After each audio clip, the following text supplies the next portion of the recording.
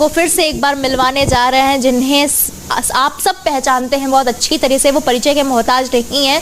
BJP के हिंदू नेता और बाराबंकी के पूर्व चेयरमैन रंजीत बहादुर श्रीवास्तव जी हमारे साथ जुड़ चुके हैं और आइए मिलवाते हैं और आज तमाम सवाल करेंगे, वो तमाम सवाल जो आपके अंदर छिपे होंगे और आपकी तरफ से ही होंगे, वो तमाम सवाल हम इनसे करने जा रहे हैं। तो पहले मुलाकात करवा देते हैं। रंजीत जी, आपका बहुत बहुत स्वागत है। जी धन्यवाद।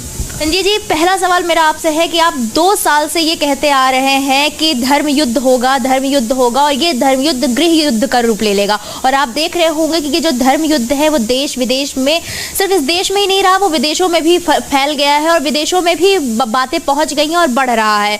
तो इस पर अब आप क्या कहेंगे? ये नई बात नहीं कही थी मैंने जी। देखिए, जिन लोगों ने परिस्थितियों का अवलोकन किया जी।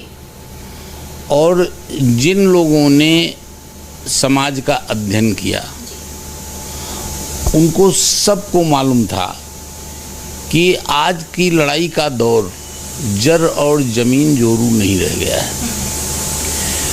आज की लड़ाई धर्म के रूप में आ चुकी है। आपको नहीं लगता कि ये जो धर्म युद्ध फैला हुआ है, ये नुपुर शर्मा ने जो विवादित बयान दिया था, जिसकी वजह से ये बढ़ गया और इस देश अपने देश में भी बढ़ गया और विदेशों में भी बात पहुंच गई, वहां पर भी देखिए कितना उग्र हो रहा है। नहीं, मैंने एक बार आपसे कहा था, आपने चलाया भी था हमारे चैनल पर, हमारे हो सकता है इंटरव्यू आपके पास हो जी।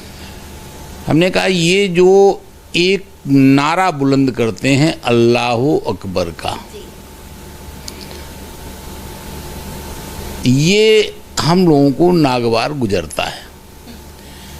तब हम कह देते हैं कि तुम्हारा अल्लाह कैसे बड़ा है। उदयपुर में अभी जो घटना हुई है उससे आप वाकिफ होंगे कि जो है 2 मुस्लिमों ने कन्हैया नाम के एक दर्जी को मौत के घाट उतार दिया। काफ़ी शर्मनाक था ये और काफ़ी दर्दनाक भी था। तो इस पर आप क्या कहेंगे? इसको किस नज़रिए से देखते हैं आप?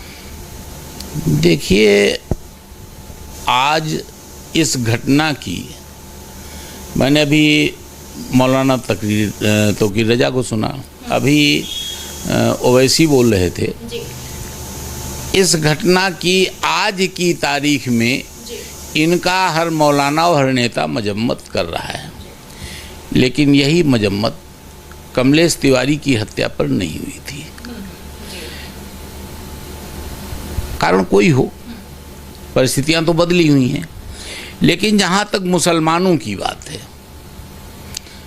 मैं उस दृष्टिकोण से एक संदेश इनको भी देना चाहूँगा और आपके माध्यम से पूरी दुनिया को देना चाहूँगा।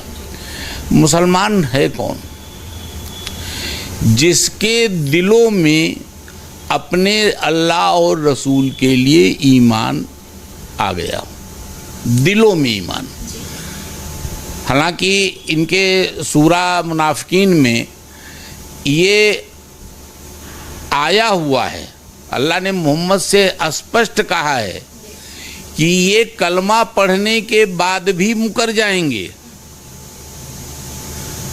ये मुस्किर हैं, इनका कोई भरोसा नहीं है। और दूसरी चीज क्या आती है? नेक अमली,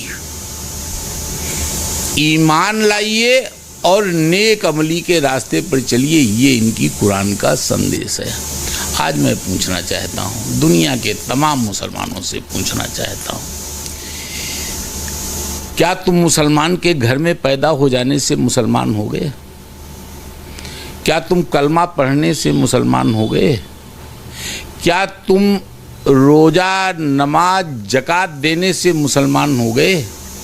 अगर तुम्हारे दिलों में ईमान नहीं आया है। अब दिलों में ईमान एक बहुत बड़ा सवाल है। लोग पूछेंगे ये ईमान क्या होता है? अरे सब तो ले आए, अपने अल्लाह रसूल को मान रहे हैं, नमाज और रोज़ा जकात भी दे रहे हैं, मुसलमान के घर में पैदा भी हुए हैं, और उसके बाद भी कह रहे हो कि दिलों में ईमान। दिलों में ईमान मेरे नहीं आएगा तो तुम्हारे आएगा? सवाल कर सकते हैं, लेकिन क्या ये जो कुरान शरीफ, कुरान मजीद हमारे सामने रखी हुई है, इसकी हिदायतों का पालन, ये नेक अमली, इसमें जो हिदायतें आई हैं, इनका पालन कितना मुसलमान कर रहा है। और मैं बराए मेहरबानी उन मुसलमानों से कहना चाहूँगा जो इस दुनिया के अंदर नेक अमली के रास्ते पर चल रहे हैं या दुनिया को नेक अमली के रास्ते पर ले जाना चाहते हैं, उनसे क्षमा चाहते हुए मैं उन सारे मुसलमानों पर लानत भेजता हूँ जिन्होंने अपने धर्म को, अपने मजहब को बदनाम करके रख दिया है, जिस तरह से राजस्थान की घटना हुई है। और ये जो पत्थरबाजी हो रही है मुस्लिमों की तरफ से, उसके बाद जवाबदेही में हिंदू भी कर रहे हैं, तो मतलब खबर आ रही है कि जो है हिंदू मुस्लिम दोनों कर रहे हैं, तो इस पर आप क्या कहेंगे? देखिए, मैंने वो बात कहनी नहीं चाहिए थी।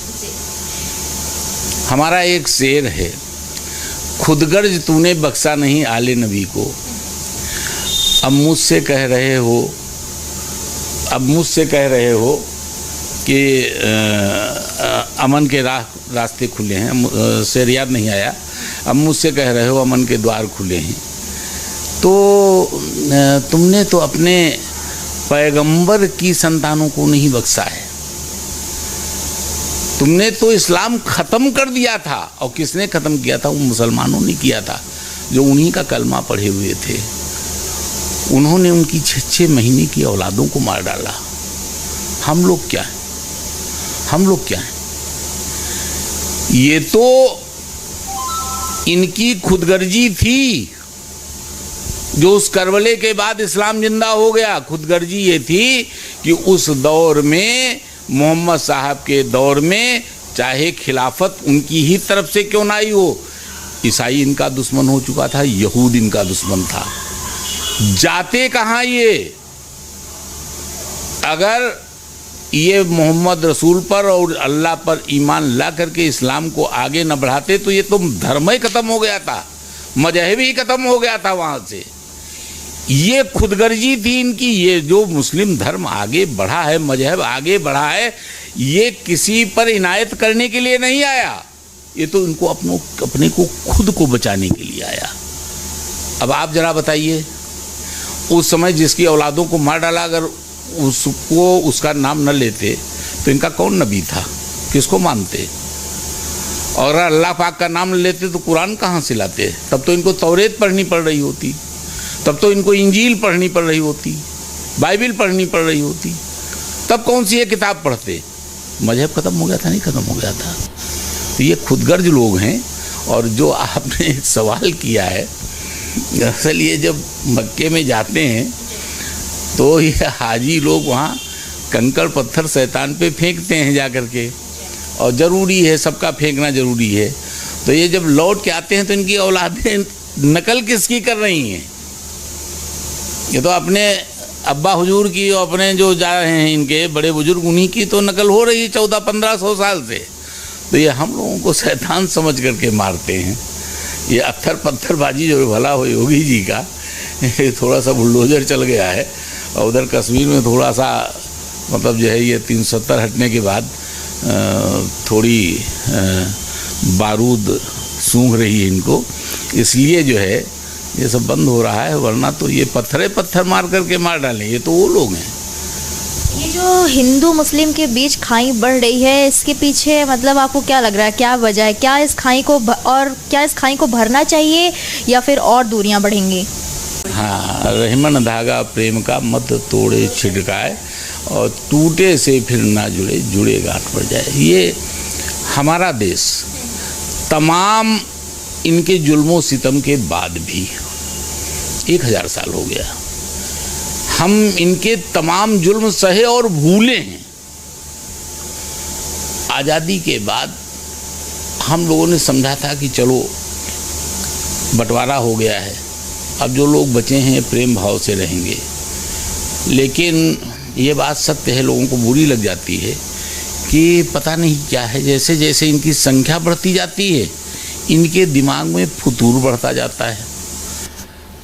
अब इस कुरान में जो कुछ लिखा है, या तो ये इसका असर है, ये तो दरअसल ऐसा है कि इनका ही दोहरा चरित्र नहीं है।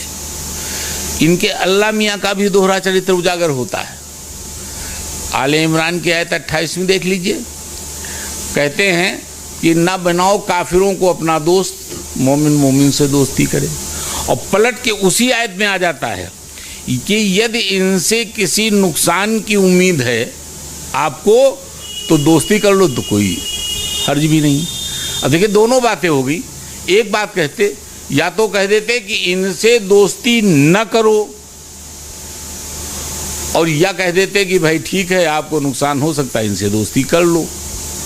तो दोनों बातें निकल करके आ रही हूँ। ये कुरान एक जगह पर नहीं, हर जगह पर बदल जाती है जाकर के।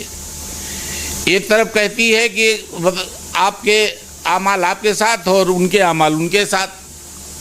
अरे जब हमारे आमाल हमारे साथ, तुम्हारे आमाल तुम्हारे साथ, तो काहे हमको जन्नत में ले जाने के लिए आप बिला वजह हमको परेशान किए बैठे, हमारी गर्दन काट डालो। हम नहीं जाना चाहते तुम्हारी जन्नत में, हम नहीं जाना चाहते हम जन्नत में। तुम जिन जन्नतों को, जिस जन्नत में हमें हूरों का लालच या मुसलमानों को लालच दे रहे हो, अब ये मुसलमान हो सकता है कि उस पर यकीन किए बैठे हों कि इनको हूरें मिलेंगी, गिलमाल मिलेंगे, दारू मिलेगी, इनको काजू मिलेगा, बादाम मिलेगा, मक्खन मिलेगा। तो ये तो सब चीज़ें यहाँ डांस बार में मिल जाती हैं। हम नहीं जाना चाहते आपके यहाँ, आप हमको ज़बरदस्ती ले जाओगे जन्नत में?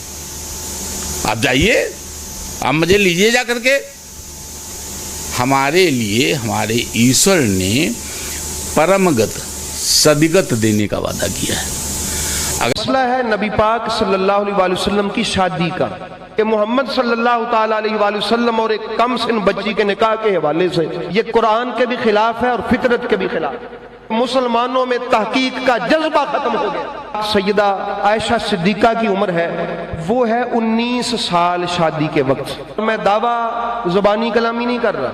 मदीना तैयबा में बीबी का निकाह हुआ, 18, 19, 20 साल की उम्र बनती है कि नहीं भाई? हम अपने नबी पाक की तौहीन पर मबनी किसी रिवायत को कबूल करने के लिए तैयार नहीं है। अब भी अगर किसी को समझ ना आए कि उनकी उम्र कितनी है तो उसकी अकल पे मातम किया जा सकता है। बुखारी शरीफ का या इमाम बुखारी का कसूर नहीं है कि निकाह नबी पाक से जब हुआ तो उम्र हुई 19 साल। 11 हिजरी को नबी पाक का विसाल हुआ और 58 हिजरी को बीबी आयशा का हुआ। इस रिवायत को तहकीक की कसौटी पे पेश करेंगे।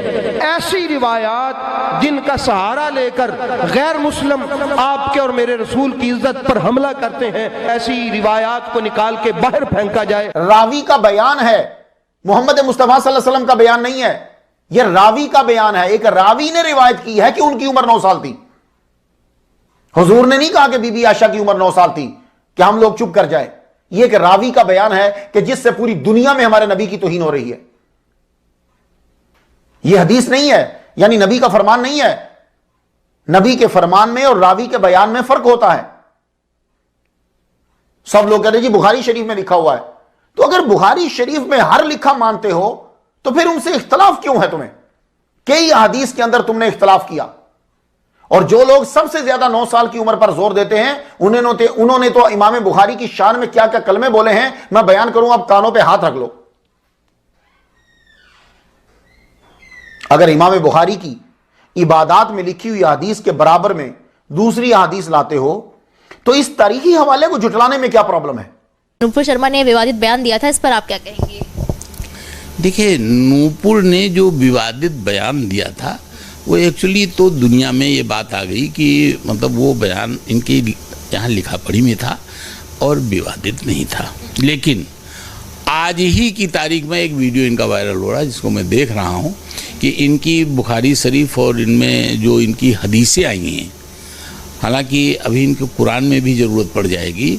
आज मौलाना कह रहे थे कि क्या हमारी नबी की अजमत से, इज्जत से, क्या ये अब बुखारी शरीफ ज़्यादा पाक है? इसमें बदलाव नहीं किया जा सकता। आज बताना शुरू किए हैं कि आयशा की उम्र शादी के समय में 19 साल की थी और बुखारी शरीफ 6 साल बता रही है। तो ये बुखारी शरीफ में बदलाव लाना चाहते हैं। मैं इस दुनिया को कहना चाहता हूँ, नूपुर शर्मा को धन्यवाद अदा करें इस बात के लिए कि कम से कम जो काम इनसे सुप्रीम कोर्ट नहीं करा पाई। अभी 26 आयतों का मामला सुप्रीम कोर्ट में गया था, चिल्ला के खड़े हो गए कि नहीं हमारा एक हर्फ नहीं बदला जा सकता। आज इनके मौलाना कह रहे हैं कि इसमें इनके बदलाव की ज़रूरत है। धन्यवाद नूपुर शर्मा, कम से कम इनकी आंखें तो खोल दी। अब तो इनको लग रहा है कि इनकी किताबों में कुछ गलत लिख के आ गया है, और जिसकी वजह से इनका मजाक उड़ रहा है, और जिसकी वजह से मुसलमान हर जगह पर जलालत का सामना करना पड़ रहा है जाकर के।